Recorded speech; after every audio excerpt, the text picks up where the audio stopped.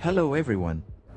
Every year, we, American farmers, face an increasingly fierce battle against one of the most elusive predators roaming our lands, coyotes. They don't just stalk the wild anymore, they prowl our pastures, raid our chicken coops, and kidnap sheep, calves, and even domestic animals under the cover of night.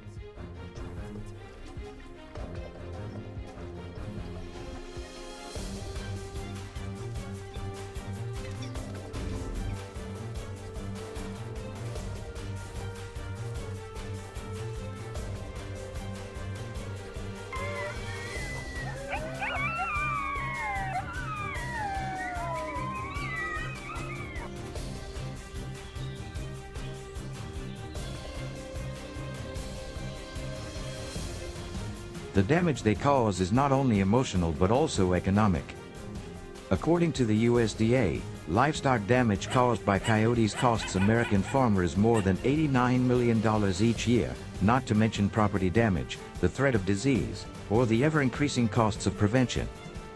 So how did these predators become such a widespread threat, and what are we doing to stop them before the toll gets even higher?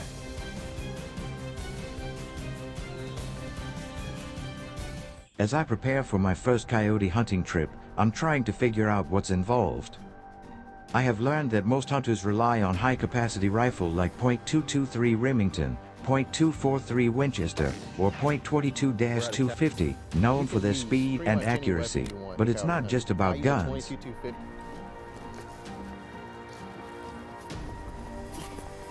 They also carry a thermal range, electronic called imitating suffering prey, camouflage clothing, and even rangefinder to support taking photos at a distance. To hunt at night, night vision optics are necessary, and communication tools such as two-way radio and GPS unit helps hunters stay coordinated in the field.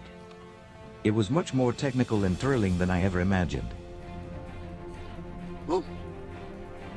Whoa.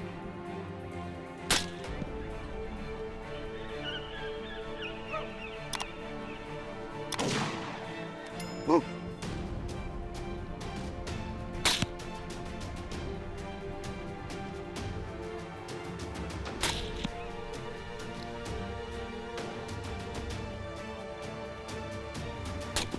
I've seen coyotes in certain areas, but will the group rely on my vision or will they scout the land themselves? From what I've been told, it's a little bit of both. Hunters have their own approaches. They will assess the terrain, look for fresh tracks or droppings, and use their tools, like drone or trail camera, to confirm the presence of coyotes. And they might ask me for help. That idea excited me because it meant I wasn't just following the observations but becoming part of the strategy. 45 Raptor, 550. How about that? So first time.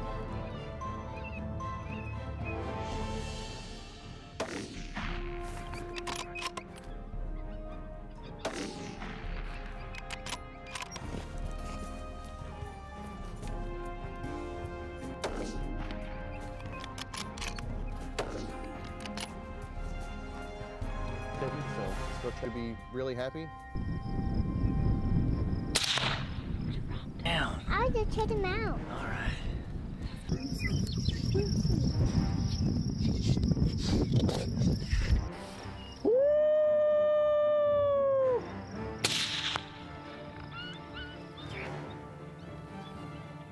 Woo! Dude.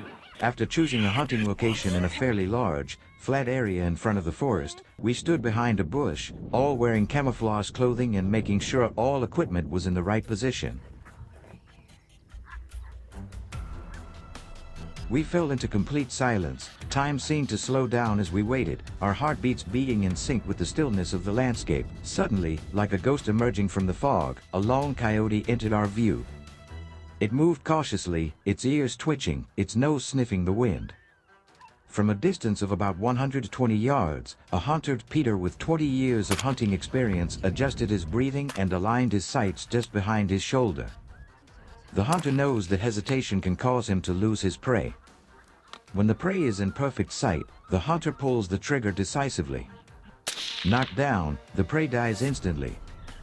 An accurate, ethical shot not only ensures success but also prevents the coyote from escaping and becoming more cautious in the future.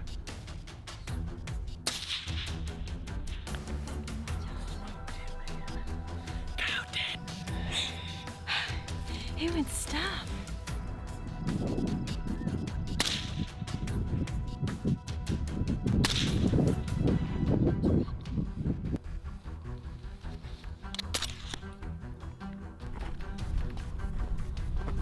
Just getting up here, this guy.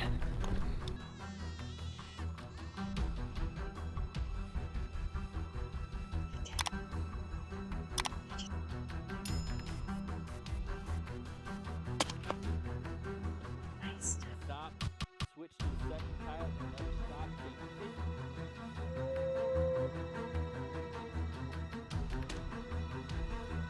Christ. Nice hit.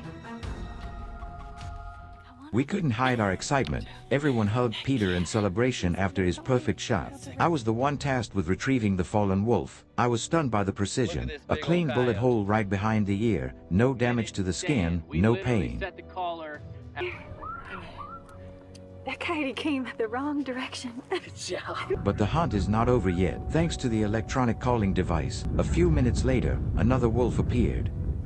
But this one was different, slower, more alert, one step at a time with caution. We held our breath and kept absolutely silent because wolves have a sense of smell and hearing that is 100 times more sensitive than humans. Jack got into position, crouching, hiding under a bush he had prepared earlier. As the wolf got closer, Jack held his rifle tight. He waited, aligning his breathing with each step the animal took. Just as the coyote turned its head to the side, revealing the same weak spot behind the ear, Jack pulled the trigger.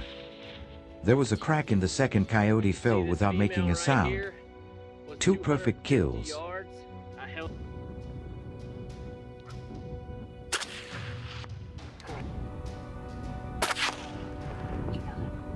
Dead giant right there, man. I didn't get on film, but I seen it. I just knocked down. You gotta love.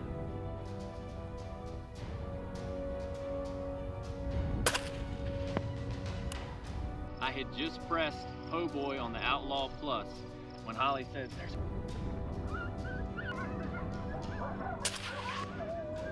Pup distress. I was looking over this way and Holly was.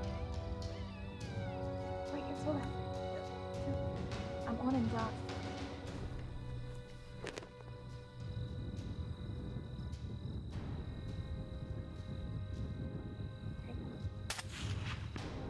That happened right here on this stand. We were able to still get a shot on this coyote at 200. From a distance, a long coyote appeared, weaving quietly through the tall green grass like a shadow. This one is more cautious than the others and takes a long time to appear.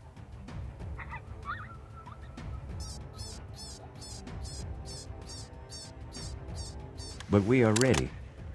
This time, the spotlight turned to Rose, the only female hunter in our group. With binoculars pressed tightly against her eyes, she studied every subtle movement of her approaching prey. As the coyote closed the distance, stopping less than 90 yards away, Rose held her rifle steady. In one calm motion, she exhaled, pulled the trigger, and fired a shot so precise that the coyote fell instantly, no cry, no startle.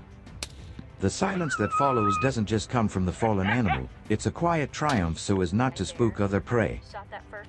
We are not cheering. We don't scream. We exchanged respectful glances, especially towards Rose, whose calmness under pressure had just turned patience into perfection. We're still fighting. Stand right there. We've got high.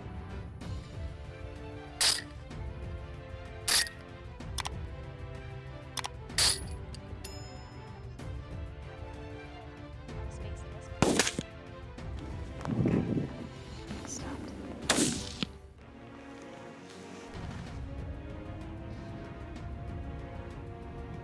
The dense forest held its breath as a shadow moved through the bushes, closer and closer to our position. Our hearts pounded with anticipation, but what appeared was not the predator we hoped for. It was a fawn, fragile and wary, coming into our view. Even though we weren't the target, we held our ground, allowing the creature to pass unharmed. Encounters like these are part of the rhythm of any hunt.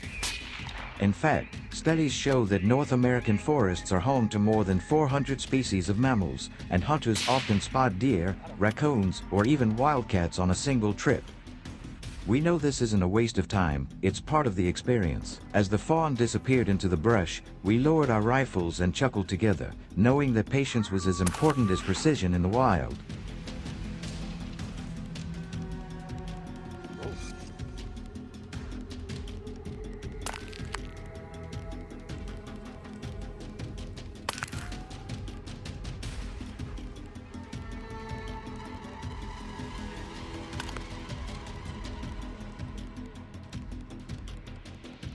Really fast.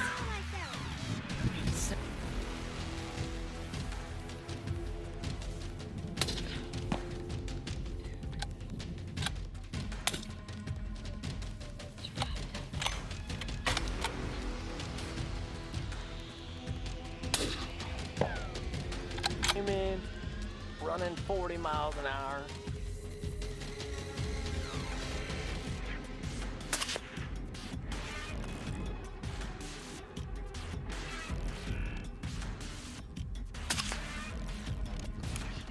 Take outlaw about 40 yards upwind. That's what kind of circled in right. God does not spare the effort of waiting. Just minutes after the first signs of movement, a large coyote appeared, attracted by the electronic predator call echoing across the quiet landscape. It moves with purpose, hitting straight for the bait without hesitation.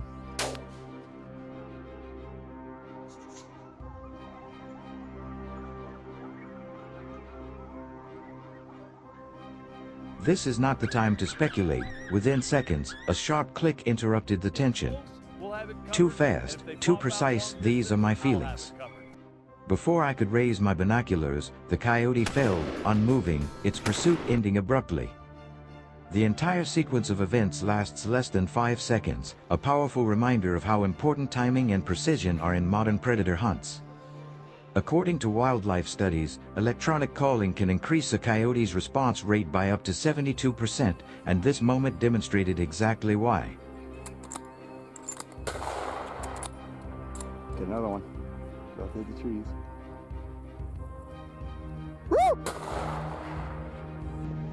Oh, it is a big dog.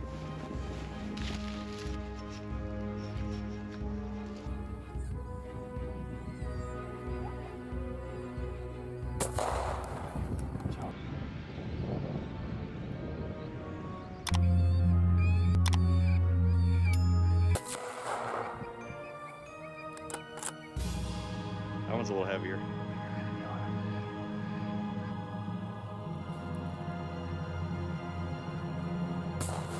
Nice shot. Bear, big man. Look at that thing.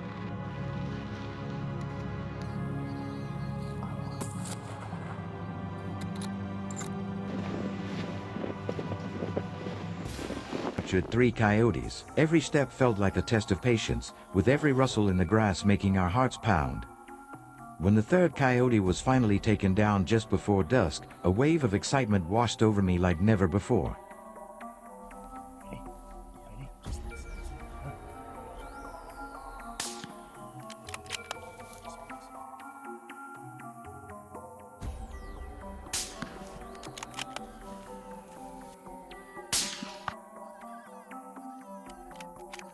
As we packed up our things and cleared the area with quiet satisfaction, a thought flashed through my mind. If the invitation came again, I wouldn't hesitate for a second. There is something appealing about the chase that is precision and purpose. Are you joining the next hunt? That's a good coyote. So we got this. On this hunt, but